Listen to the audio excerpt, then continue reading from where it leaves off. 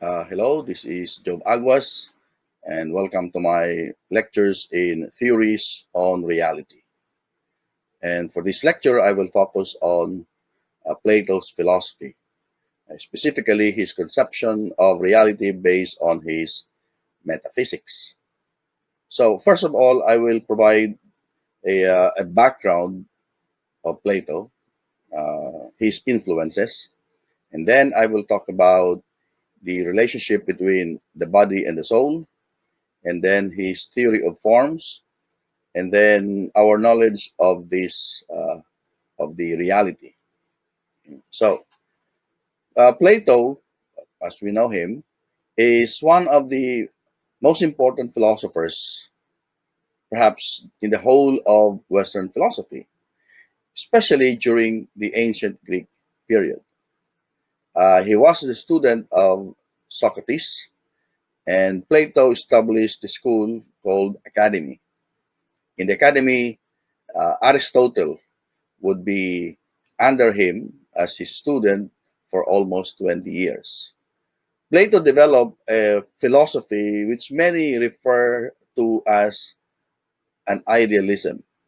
Idealism in the sense that Plato believed in the world of ideas, that there are two worlds, the world of forms or the world of ideas, and the physical world, which according to him is just a copy of the world of forms or world of ideas.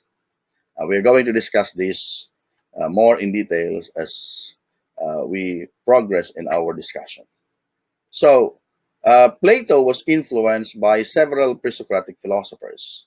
One of them is Pythagoras, and several ideas of Pythagoras can be found in Plato's middle and later dialogue.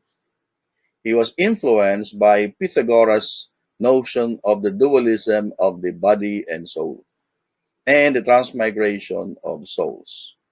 So, following Pythagoras, he also believes that knowledge and a philosophic life are necessary for the salvation of the soul. Another influence in the philosophy of Plato is Heraclitus. Heraclitus maintained that all reality is in a flux and it is constantly changing. So Plato agreed with Heraclitus' notion of change when it is applied to the world that we experience through the senses, meaning in the physical world.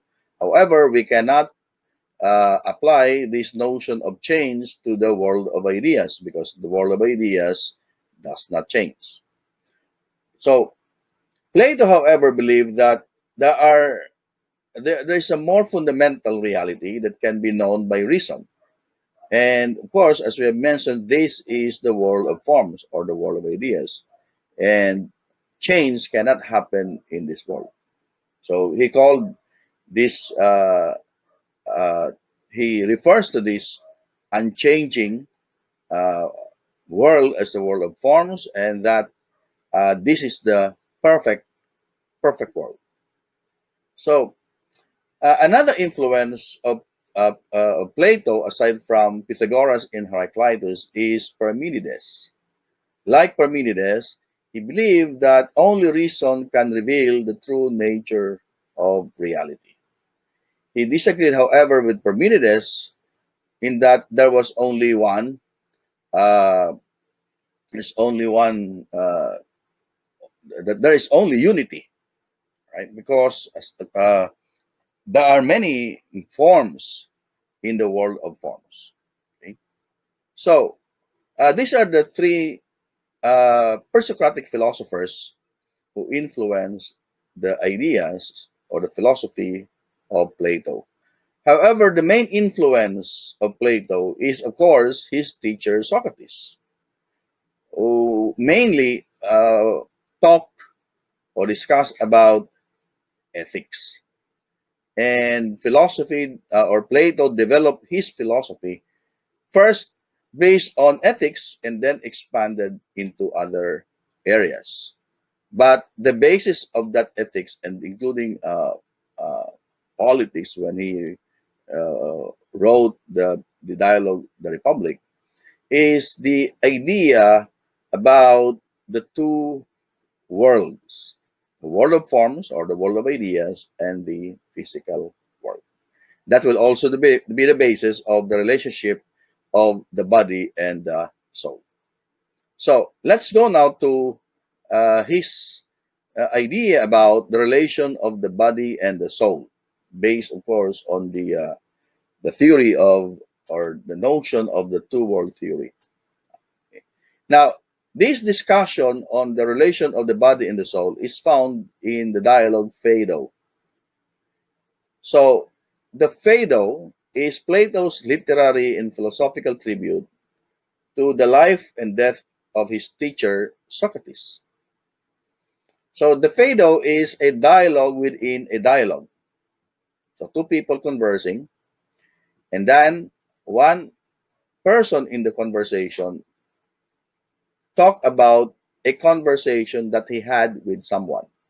Okay, so it's a dialogue within a dialogue. And Phaedo, the narrator in the narrator in the dialogue, recounts to a friend the conversation between Socrates and his companions during Socrates' last days in prison before his death.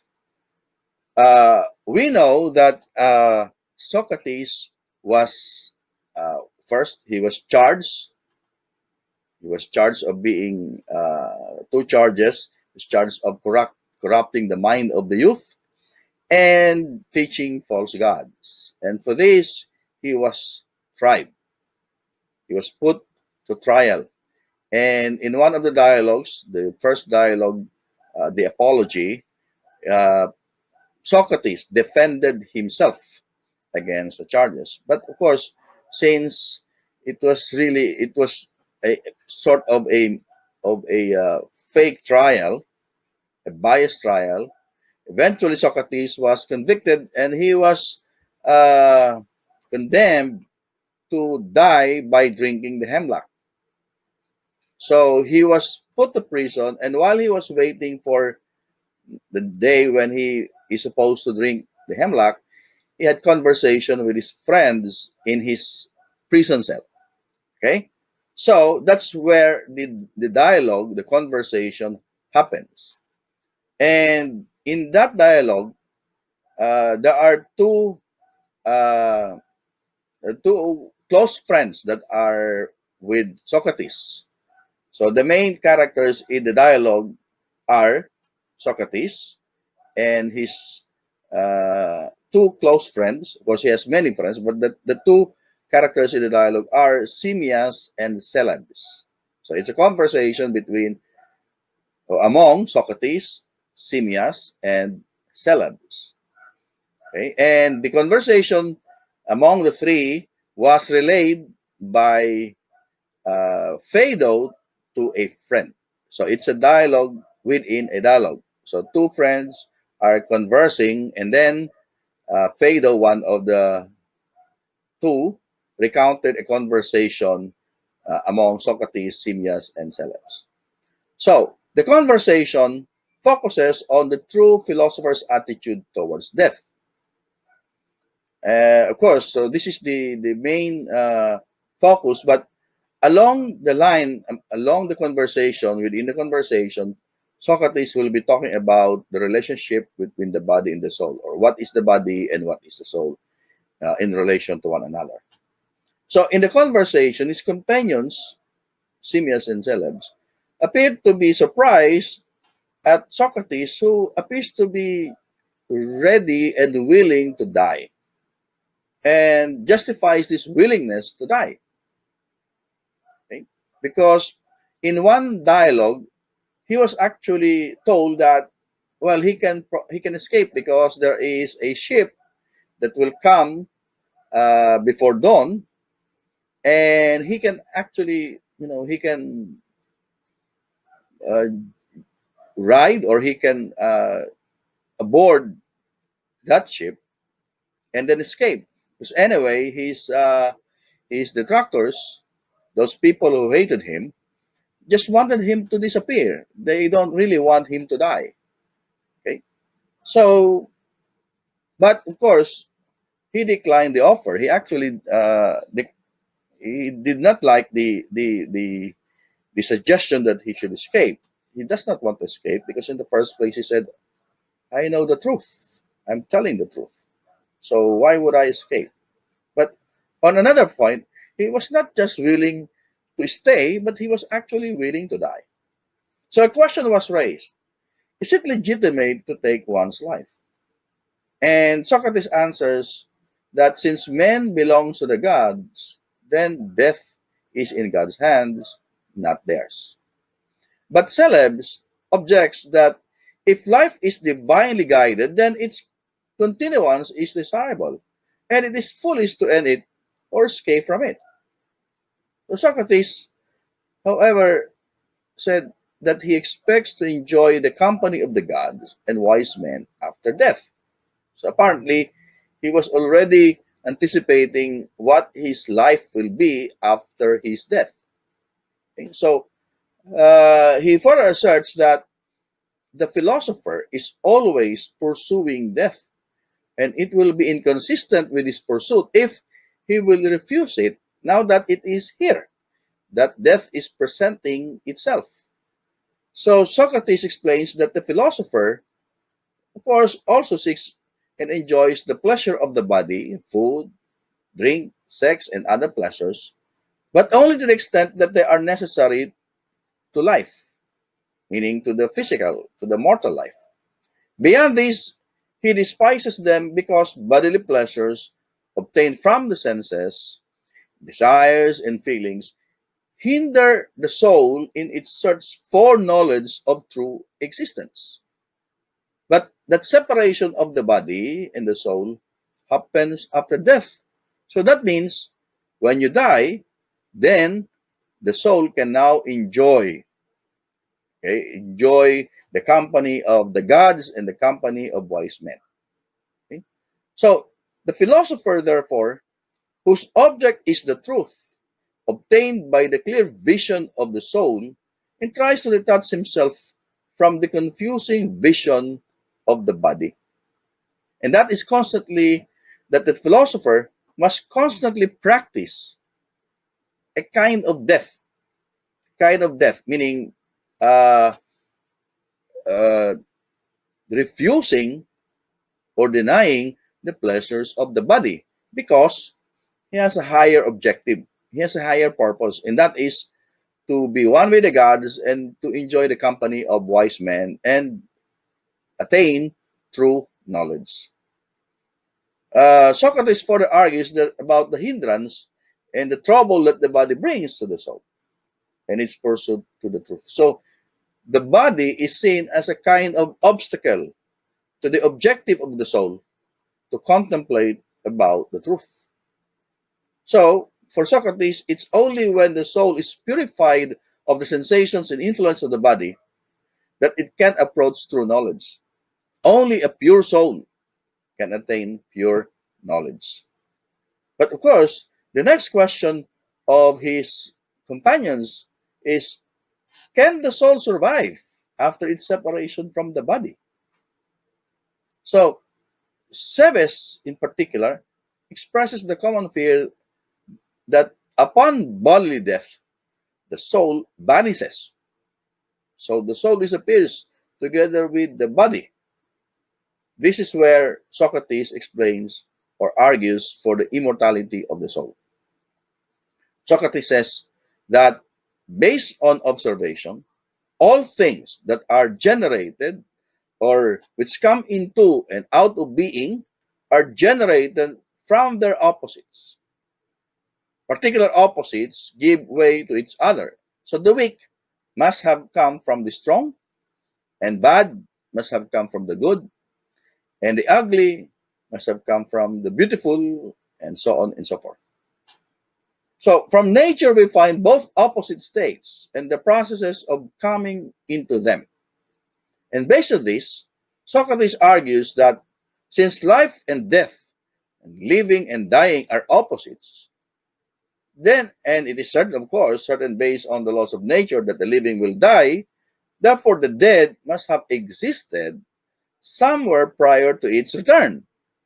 So if uh, this is based on the opposites, then that means that we have life, then life must have come uh, then from life, then death, life. So the point of Socrates is, if you're going to die and death happens, then death must have come from life. Okay?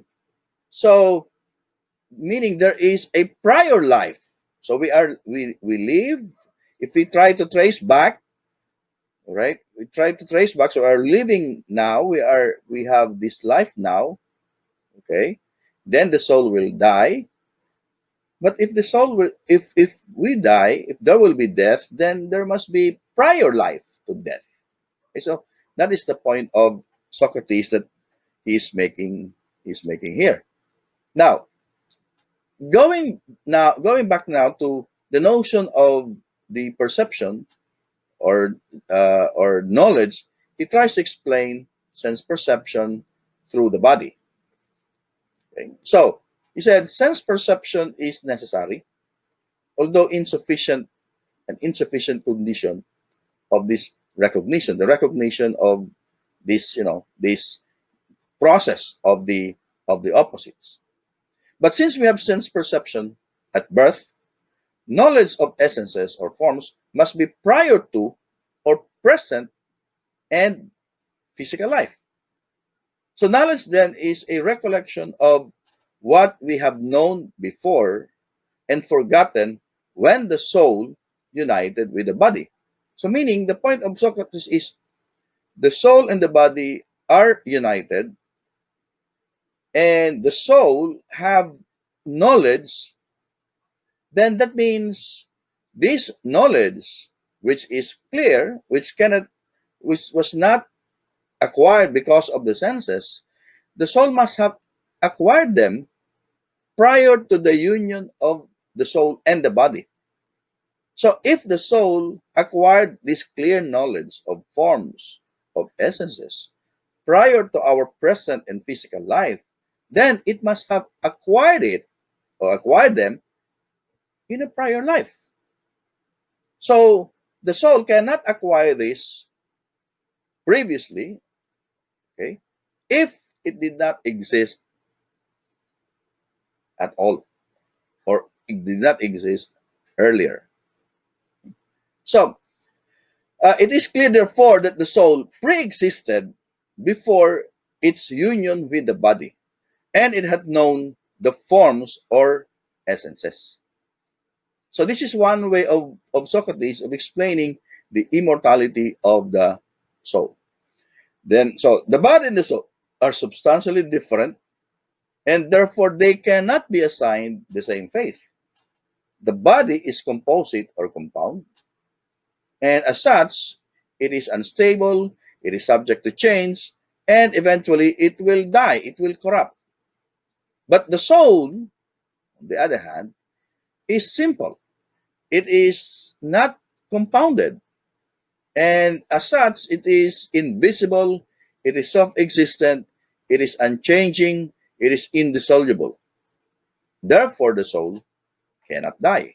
It cannot vanish just like the body because they are two different substances. Now, the body, just like any other compound things, is perishable. It will corrupt. But the soul, on the other hand, resembles the essential or the essences or forms and share in their permanence. So this dichotomy of the body and the soul is clearly shown in the process of knowledge. And we are going to, again, uh, discuss that in detail in the succeeding sections. But just to say something about the connection between the body and the soul. When the soul relies on bodily sensation, it is as it were dragged down to earth. Okay? It is it becomes unstable and confused. But it can still rely on its own reason when it reaches the pure and the eternal. So when the soul is united with the body, the soul is dragged down to earth. The soul becomes confused also because of the influence of the body and, of course, the senses. But when it becomes detached from the body, then using its own, it will be, it will attain the full, the pure, eternal truth. But even when it is connected with the body, it can still rely on its reason. It can still know the pure and eternal essences.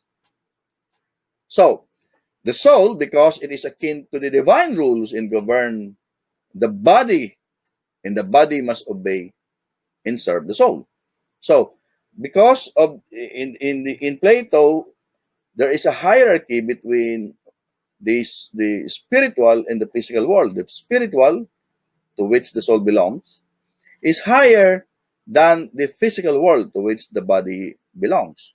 And therefore, the soul must obey and serve the body. But of course, it cannot really fully detach itself from the feelings, from the sensations of the body. Now, Socrates also gives a description of the faith of the soul after its separation from the body that somehow overlaps the border of philosophy and fiction. The future of the soul will depend on its degree of purity in its present existence. Meaning, the more pure the soul in its present existence, well, it will determine what kind of existence it will have in when it returns to the world of forms. So, the impure soul is attached to the sensual pleasures and by evil passions. And therefore, because of these pleasures and passions, the soul is so weighed down by the physical world that it may be reincarnated in animals that are miserable in nature, like the asses and the wolves, according to Plato, slash Socrates, of course. So, the moderately virtuous soul might be given the body of admirable animals like the ants and the bees.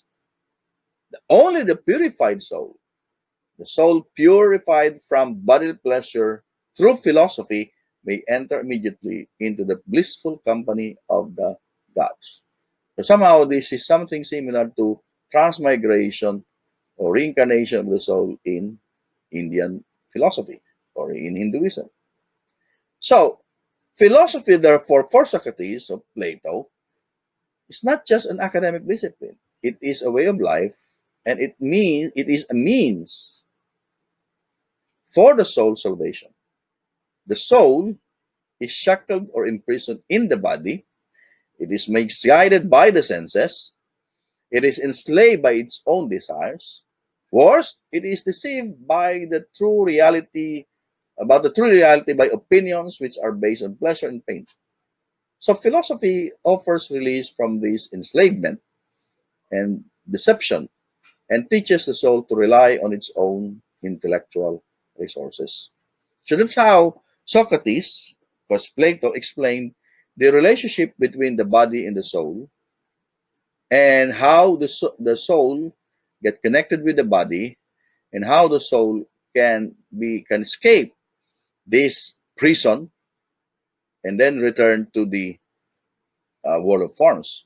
In the process, Socrates was able to explain the immortality of the soul and the pre-existence of the soul in the world of forms. Now, let's go now to the theory of forms. So, in trying to elaborate on the immortality of the soul, Socrates introduces the doctrine of forms, which is Plato's most fundamental theory. Okay, so here, so we see here the integration of the thoughts of Socrates and Plato. Well, in the dialogues, in the earlier dialogues, it was more of the voice of Socrates that we can hear in the dialogues, like in the Apology, even in Phaedo, etc. But in the middle dialogues, one example of this is the Academy, the Republic. It was more now like the voice of Plato rather than Socrates. And then in the later dialogues, laws, etc., it's now the voice of Plato. But all throughout, the main character in all the dialogues is Socrates. So Socrates becomes the mouthpiece of Plato in the middle and towards the later dialogues. But of course, his ideas, the thoughts of Plato are always guided or influenced by the core concepts of Socrates. So, so here in the theory of forms, Plato tried to explain his fundamental theory, and he explains that the idea or the essence, which is uh, which in the dialectical process, rather in the dialogues, okay, we define as the essence of true existence, whether essence of equality or beauty or anything else. These are the essences that are not subject to any degree of change. As we have said, in the world of forms, change is not possible. So in the world of forms, we find there all the essences, all the ideas, and they're in their perfect essences. So there is perfect equality, perfect justice, perfect beauty, uh, and everything is perfect there. And of course, the highest of the forms is the good. The highest is the good. Okay? So these essences, they cannot change. They're always what they are. They are always simple. They are self-existent. They are unchanging, and they do not admit any variations, any transformation at all. So at any given time, they will always be the same. So the form of beauty, the form of justice, the form of equality, and anything, even the mathematical forms, the form of the triangle, of the numbers, they remain the same. They are constant. Okay. So for every class of particular objects, so the objects, the physical things that we see here, there is an absolute form or essence, which is the true nature and reality shared by these particular objects or qualities. So, for example, we see here, for example, say a book, and there may be particular qualities of books based on, of course, on their, physical uh, qualities or attributes, but there will always be the perfect idea of what a book is, the essence of the book in the world of forms. So we encounter, for example, justice here, but there are many manifestations, there are many forms of justice here. There are many kinds, but there is a perfect justice, the perfect essence of justice in the world of forms. So think of any particular instances of anything, we will find the universal essence of these things, of these particular things, in the world of forms. Okay? So particular instances of beauty, goodness, greatness, particular instances of house, of physical objects, of animals, well, there is or there are absolute forms of all these particular things in the world of forms. So there will be the fundamental, the true essence of beauty, true essence of goodness, of greatness, of what a house is, of animals, etc., etc.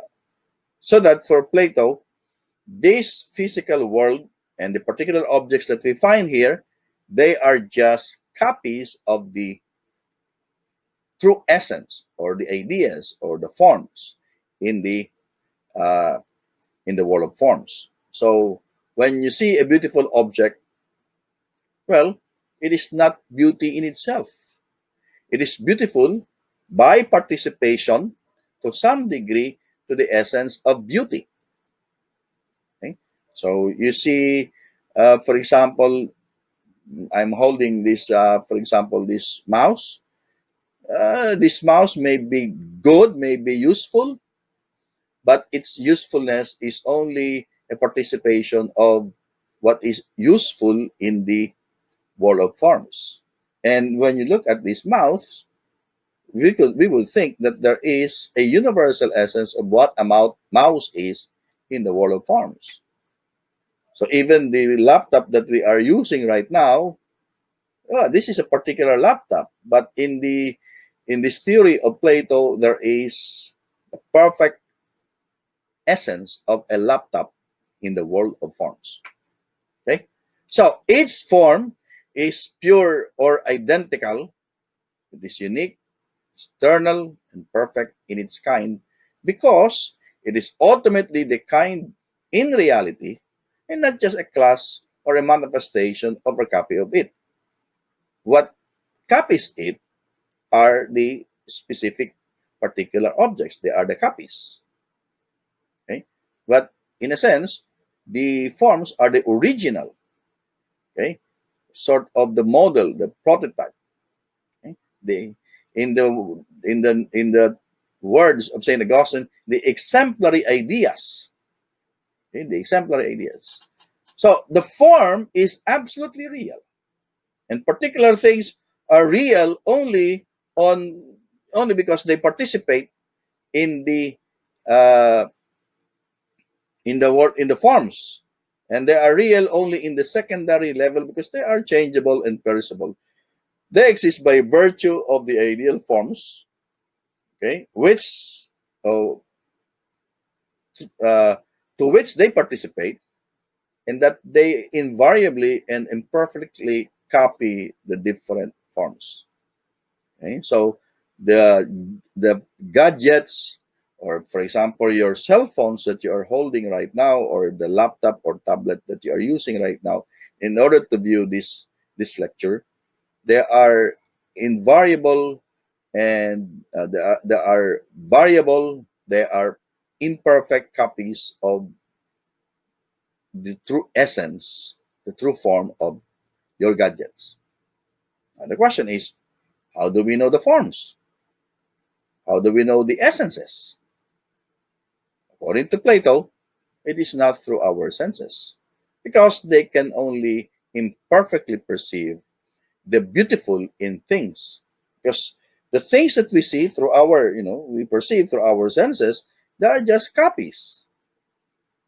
And therefore, since they are just copies, we cannot know exactly what the form or the essences really are, because we are just perceiving simply copies.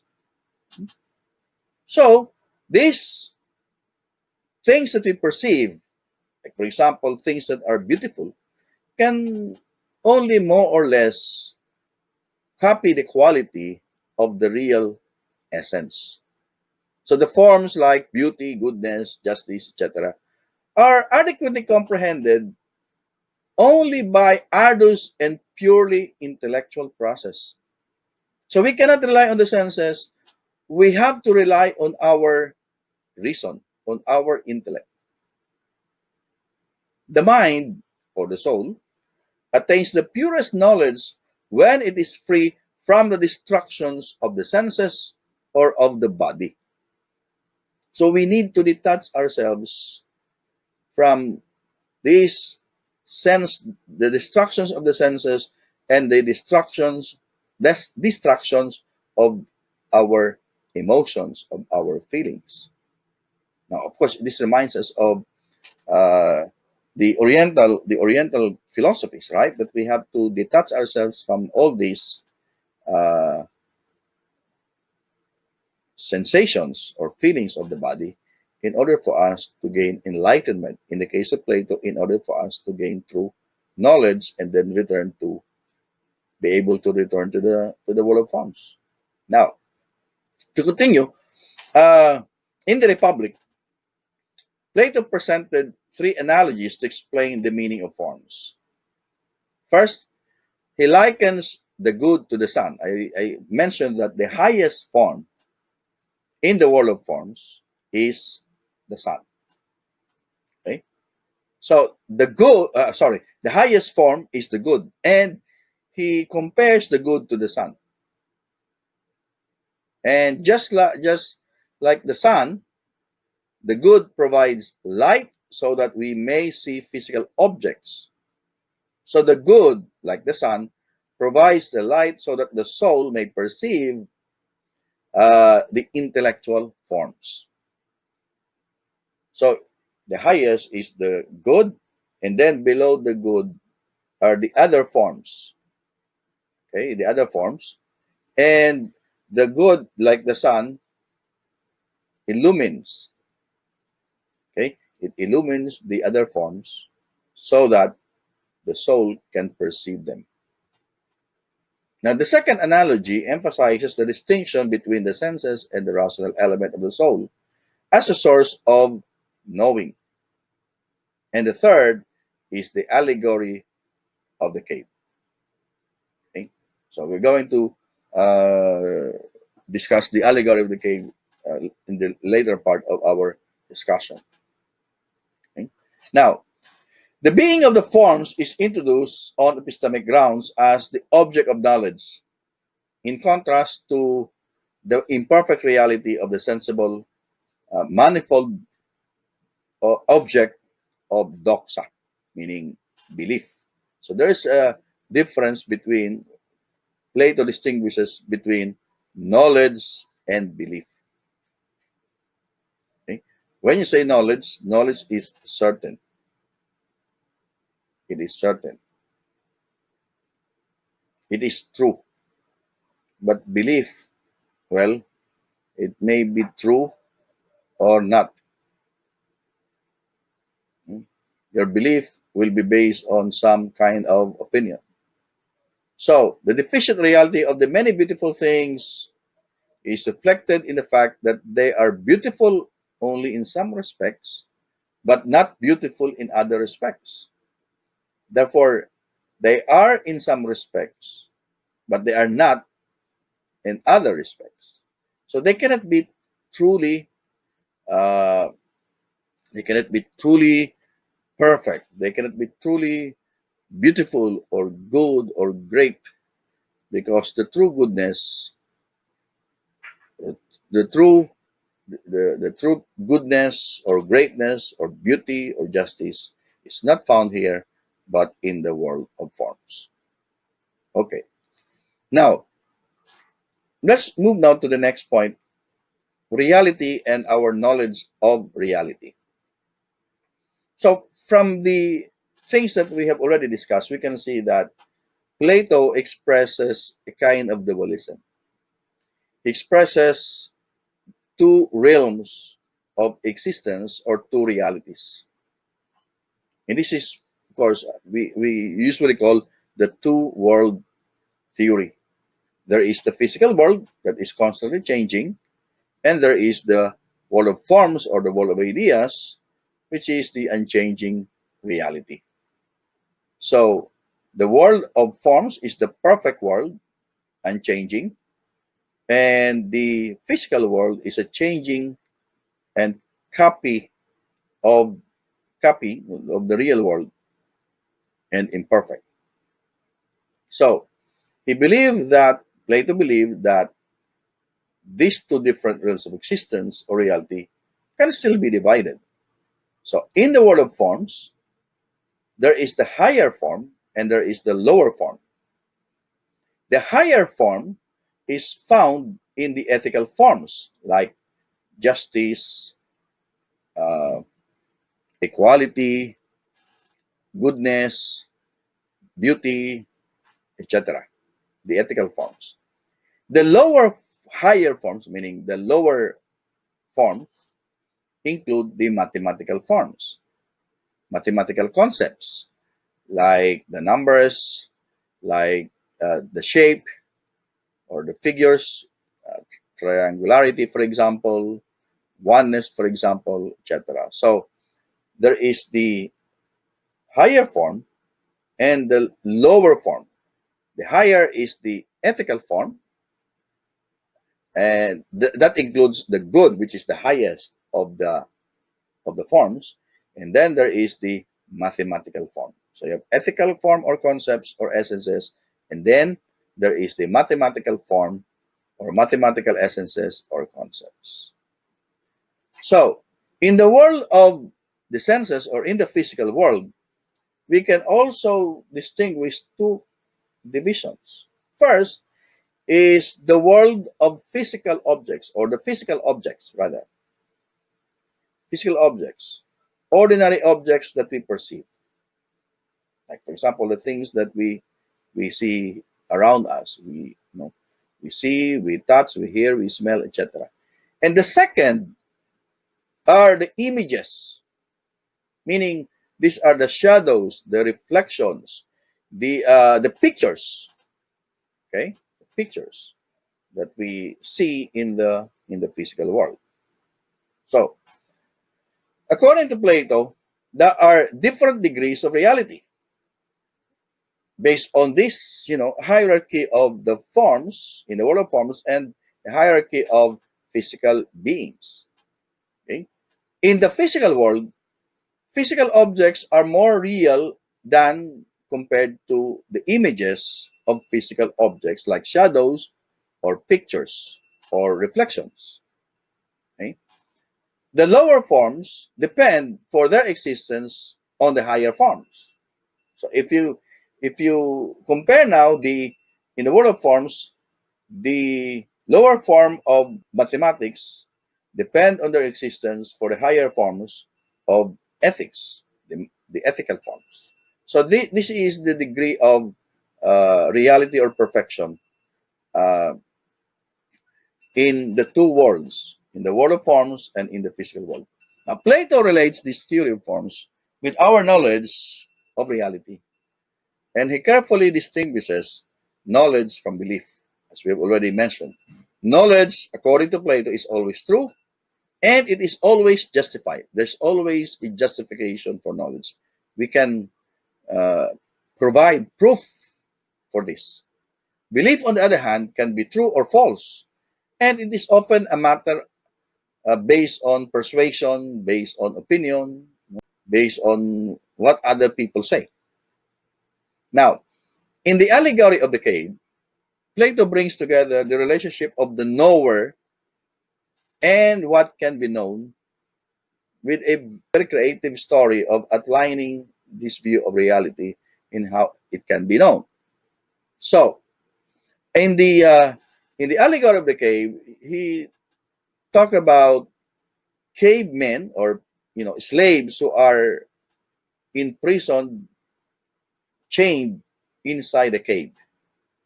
So, inside the cave, they are chained together and they are facing the wall of the cave. Behind them are different objects. There is a pathway, and behind the pathway and all the other objects is a fire. So the fire illumines the entire cave. And because of the illumination of the fire, shadows or images are reflected on the wall of the cave. Since the slaves cannot look behind, cannot see what is behind them, everything that they see are these shadows or images projected on the wall of the cave. So for them, because they've been accustomed to seeing this, for them the shadows are real objects. The shadows of objects behind them, everything are copies or shadows, reflections projected on the wall of the cave. Now that's how we are in the world, in the physical world. All we see are shadows. These are just copies of what is real, the real object behind us. But because we cannot see the objects behind us, no way we can we can know that these are just reflections or images or shadows projected on the wall of the cave. Now, one prisoner was able to escape. One slave was able to free himself, and then he was able to look behind them. So he was able to see the objects and the fire, and now realized that what are the shadows that are projected are just images of the real objects. And then eventually he was able to find his way out of the cave and see the world outside the cave. And everything was bright, is everything is bright, everything is clear. He can see the real objects. And finally he realized there's the sun illuminating the environment, the things. He realized that this is the real thing, the real world. So he went back to the cave and then told his fellow uh, prisoners or slaves about what he discovered. But unfortunately, his fellow slaves did not believe him, thinking that he was crazy. Of course, if you have not seen anything like that, you will not believe it. And you will think that the person talking about this it's is crazy and all that he's talking is nonsense. Okay? So that's how Plato explained the two worlds. The world outside is the world of forms. It's bright, it's clear. And the physical world is portrayed by the situation inside the cave. Everything is shadow. The sun is the good. It's the one that illumines all the other things, that allows the person, the soul, the mind, to see things clearly, the different forms. And the one who the slave was able to escape is the philosopher. So the philosopher, the one who escaped, have a knowledge of the world of forms outside of this physical world. Okay? So the two theorems of existence are directly related to how we come to know reality, how we come to know things. There is important there is an important difference between the knower and the known, because the knower is, he must be able to free himself from the the illusion or deceptions of the senses, and must be able to see the world outside, meaning the world of forms. And the known can either be this physical world, images, copies, or the real objects in the outside, meaning in the world of forms. So it's quite difficult to separate this theory of reality of Plato from his theory of knowledge, his metaphysics from his epistemology, because these are connected, connected, they're closely connected. The knowing aspect is, of course, the focus in epistemology, and the objects that can be known is the central focus of metaphysics. So the conception of reality of Plato cannot just be separated from his conception of knowledge. Okay? So in his conception, or in his epistemology, he rejected three epistemological positions. One, he questioned the relativism of the sophists. He believed that, contrary to the emphasis of the sophists on personal and cultural opinions, our lives and societies must be based on knowledge, and that knowledge must be universal, meaning it must be true for all people at all times. And only the knowledge of the forms can provide us with that. Second, he questioned the empiricist confidence in sense experience. If knowledge ought to be universally said, then it must be based on the eternal and unchangeable, which we cannot find in the world of experience. Therefore, the ultimate source of knowledge will be the unchanging eternal forms. Third, he rejected the notion that knowledge is true just through belief. He stressed that true knowledge is more than true belief. It must be grounded on rational insight. That's why it's not just true belief. It must be a justified true belief.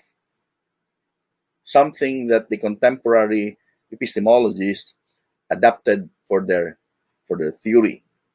But of course, that's a different discussion in epistemology. So, genuine knowledge for Plato must be objective, but it is unavailable to the senses. It is universal and unchanging and grounded in a rational understanding. So, genuine knowledge is based on the universal, unchanging, eternal forms which we can find in the world of forms. Okay? So, just a final remark. To explain the problem of change that we experience in this physical world, Plato relied on Heraclitus and Parmenides.